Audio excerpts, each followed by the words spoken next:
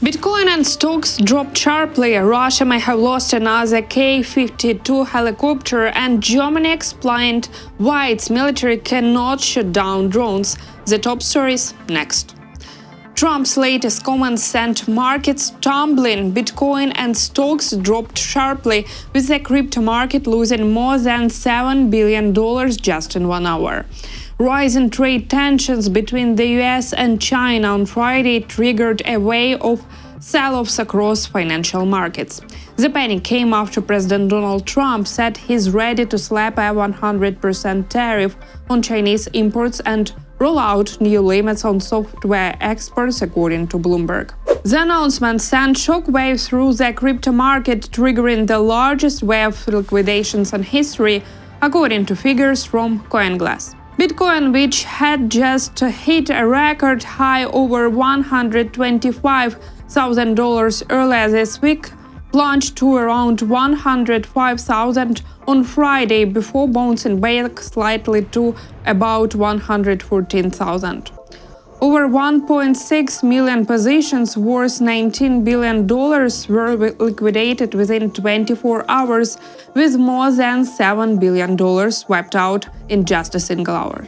Some analysts estimate that total losses may have exceeded $30 billion. Bloomberg reports that rising trade tensions between Washington and Beijing rattled not only cryptocurrencies but also stocks and oil, pushing investors towards safer assets such as government bonds and gold. Trump's remarks came after he accused China of imposing hostile export restrictions on rare earth minerals, calling the situation in a moral disgrace in international trade. He also said there is no reason to move forward with his planned meeting with Chinese President Xi Jinping during the upcoming Asia-Pacific Economic Cooperation Summit in South Korea later this month. Russian forces might have lost a K-52 attack helicopter, but there is no official word yet about the helicopter or its crew. Kremlin propagandist Ilya Tumanov hinted at the loss on his Telegram, posting "The sky takes the best." He didn't give the details, but it sounds like the crew may have not survived. The K-52, also called the Alligator, is a Russian attack helicopter used for scouting, targeting, and coordinating other helicopters in battle. It can hit tanks, vehicles, troops, and even other aircraft. So far, Russia has already lost at least 64 K-52s. That's over 40% of its pre-war fleet. Trump thanked Putin for his support after he was denied the Nobel Peace Prize. And this came on the very same day that Russia shelled Ukraine, leaving tens of thousands without electricity. The US president shared a video on his social media platform Truth Social, showing Putin saying the Nobel Peace Prize has lost credibility because Trump didn't get it. According to Putin, the award should have gone to the American president because he solves complex problems and crises that have lasted for decades. Whether or not the U.S. president deserves the Nobel Prize, I don't know. But he is really doing a lot to resolve complex crises that have been going on for years, even decades. He sincerely wants to resolve the crisis in Ukraine. This year, the 2025 Nobel Peace Prize went to Venezuelan opposition politician and human rights advocate Marina Corina Machado, who spent decades promoting democratic tools to challenge Nicolas Maduro regime. Meanwhile, Trump's thank you to Putin came on the same day Russia launched another massive attack on Ukraine. On the night of Friday, October 10, Russia carried out a large-scale strike using attack drones and various types of missiles. In Kyiv, 12 people were injured during the attack, and Mayor Vitaly Klitschko reported that power was completely knocked out in parts of the city for more than a day. Zaporizhzhia was also hit with several fires reported and civilians among the victims. Tragically, a 7-year-old boy was killed. Earlier reports indicate that the main targets were energy infrastructure facilities. According to President Volodymyr Zelensky, Russia used more than 450 drones and over 30 missiles that night. North Korea put on a show of force on Friday, unveiling a new intercontinental missile capable of reaching the United States.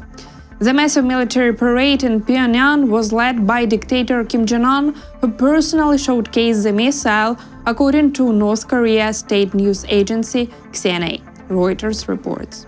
The parade marked the 80th anniversary of the ruling Workers' Party and came a day after initial celebration on Thursday, turning the capital into a dramatic stage for Pyongyang's military might. Among the foreign guests were Chinese Premier Li Qiang, a Russian delegation led by former President Dmitry Medvedev, and Vietnam's Communist Party leader To Lam. During the parade, North Korea displayed the Hwasong-20, its most advanced intercontinental missile. KCNA called it the most powerful nuclear weapon system. Reuters say the Hwasong missiles could potentially reach the US, but there are still questions about how accurate they are and whether the warhead can survive re-entering the atmosphere. Kim Jong-un gave a speech praising North Korean troops operating abroad, saying their heroism is shown not only defending the country but also at front lines of socialist construction. After the parade, Kim met with Medvedev, who said North Korean soldiers helping in Russia's war against Ukraine shows the close relations between the two countries. Kim responded by expressing hopes for closer cooperation with Russia and active exchanges to achieve shared goals. In Germany, the military is not allowed to shoot down drones in their country's own airspace. This is due to the constitutional limits put in place after World War II to prevent the army from being used against the population. The news was reported by Politico. After World War II, Germany's constitution was designed to make sure that military could never get political power again, like it did under the Nazi when the army was used to go after opposition groups, especially left-wing ones, Politico reports. Now those same rules are causing a new problem. They make it hard for Germany to respond to threats from the sky, like a known drone flying over the country. Thomas Röbekamp, head of the Bundestag's Defense Committee, says the law needs to change. Right now, the military can only shoot down drones over their own bases, and experts say most drone flights are not dangerous enough to justify using weapons. Even though there is no proof of drones are armed, German authorities suspect Russia might be using them for spying. Last year, drones were spotted over the defense company Rheinmetall and chemical giant BASF. Technically, the federal police can shoot down drones, but they don't have the equipment. The military has the system but cannot use them because of the constitution. Reuters reported the police will soon get the power to take down unknown drones with a new law already approved by the government. That's it for now. For the latest news, follow our X account War and Politics 24. The link is in the video description.